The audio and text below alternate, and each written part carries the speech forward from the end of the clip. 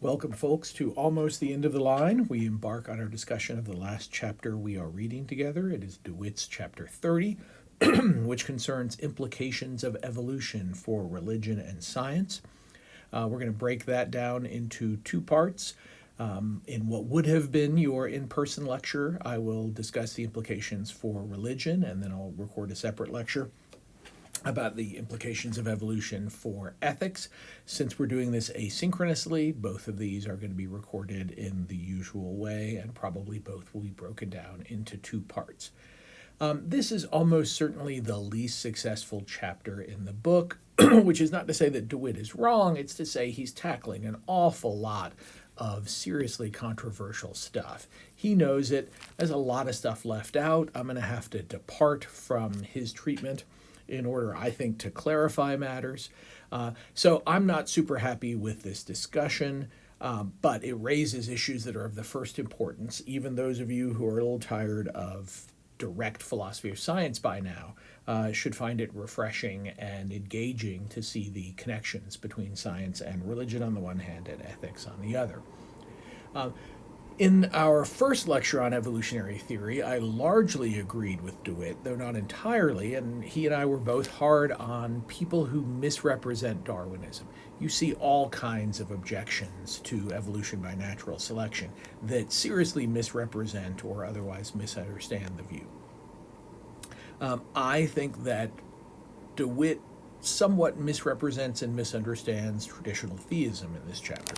I am not defending theism. You can be a theist, you could be an atheist. I couldn't care less. My interest is in arguments, not conclusions. So let's remind ourselves of an important insight from last time. It is, relatively uncontroversially, a mistake to see that evolution has a purpose to it. It arguably has tendencies, and even things in physics have tendencies and work towards particular kinds of end states, but those aren't necessarily purposes. And so when DeWitt says that evolution calls into question the idea that humans are special and that the universe has an overall purpose to it, it's not that I think that's wrong, it's that I think a philosopher ought to be very careful tossing around a seriously unclear term like special and discussing the idea that humans are or aren't special. So let's grant, as more or less conclusively established, evolution does not aim at producing human beings. Also, it is not the case that everything in nature is trying to be as much like us as possible. Trees don't want to be just like us when they grow up. They have their own nature, and they have their own evolutionarily generated equipment that fits the kinds of creature they are. So it's not the case that we are the culmination of evolution in any interesting sense.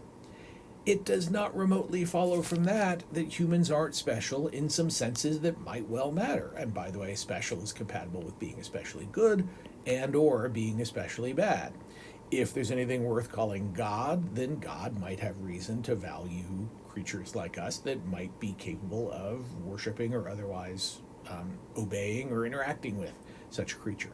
Our fellow humans might have reason to think we're special. My dogs manage to think I'm pretty special, and they might have good reason from their point of view for doing so. So this interpretation of specialness as if it's only vindicated if the universe, or at least Earth, is aiming at us is, I want to point out, a rather contentious conception of what it is for something to be special. I think you'd get a better grip on these issues by approaching them historically. Unfortunately, we don't have the time to take a historical approach to the philosophy of biology in the way that we did to the philosophy of physics.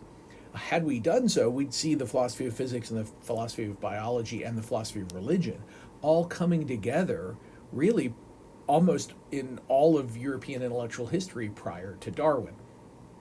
They came together in the design argument.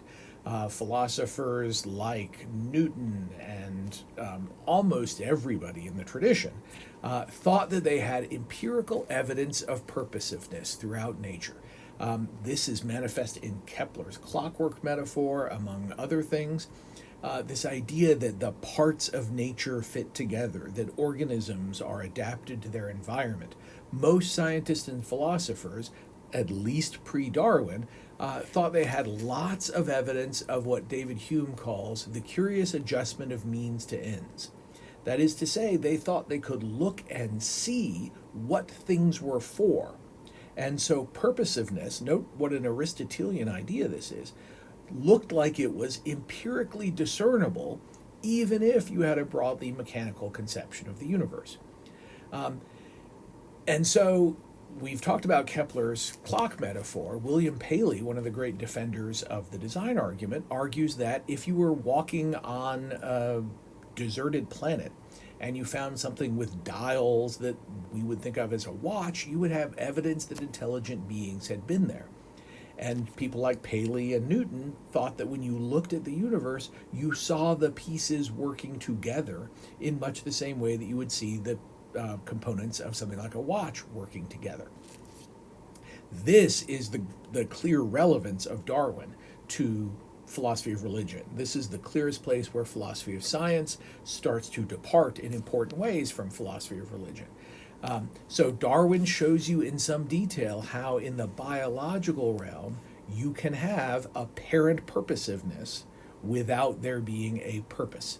You can have processes that are not goal-directed issuing in this curious adjustment of means to ends.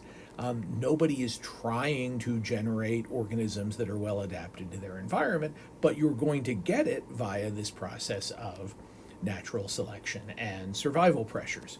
And so this undercut the connection that most educated people throughout Western history had felt between science and religion. Even those who ended up on the side of atheism had to acknowledge what felt to most people like scientific evidence for theism. And so religion and science throughout most of Western history were tugging at the same oar because the evidence that you got when you figured out underlying laws or patterns in science was just evidence for some kind of plan or purpose. And Darwin shows you that you don't need a purpose in order to have that kind of harmonious fit among components. But the failure of, even if it's controversial that it fails, but even if the design argument fails, that's the failure of an argument for theism. That means you don't have as solid an argument as you perhaps thought you had. It doesn't mean theism is false. When you show a problem with an argument for gun control or something like that, just choosing examples randomly, you haven't shown that gun control is a bad idea. You've just shown that one argument doesn't get you there. So DeWitt has established in the previous chapter that evolution doesn't have a blueprint-like plan. That I'm fully on board with. Does God have such a plan? I'm not helping myself to the idea of God except for the purposes of argument. God's having such a plan is not directly counter to what we know. There are all kinds of problems with it. We're going to go into those in the second half of this lecture. So what had been going on is exemplified by a comment Laplace made to Napoleon. Laplace is a Newtonian of the 18th century in France. Napoleon asked where God was in Laplace's theory of the cosmos, and Laplace said, "Sire, I have no need of that hypothesis." So what Darwin directly shows at most is something like, we have no need for some divine blueprint. That doesn't show that there isn't something worth calling a divine blueprint. It's a problem because you don't multiply entities without necessity. That's called Occam's razor. You don't add a divine component to your theory of the universe if it's not doing any work. But if you don't need God to do physics or biology, the question then becomes, do you need to posit God for any other reason? Perhaps ethics, perhaps to account for religious experience or miracles, or there are all kinds of possibilities. Philosophy of religion is a big and vibrant field. So God might well do explanatory work in one's theory, even if you give Darwinians everything they might want in terms of showing God to be unnecessary for explaining the delicate adjustment of means to ends. All right, that's our first pass through this stuff, and we'll come back to another lecture on evolution and religion. Thanks for your time and attention.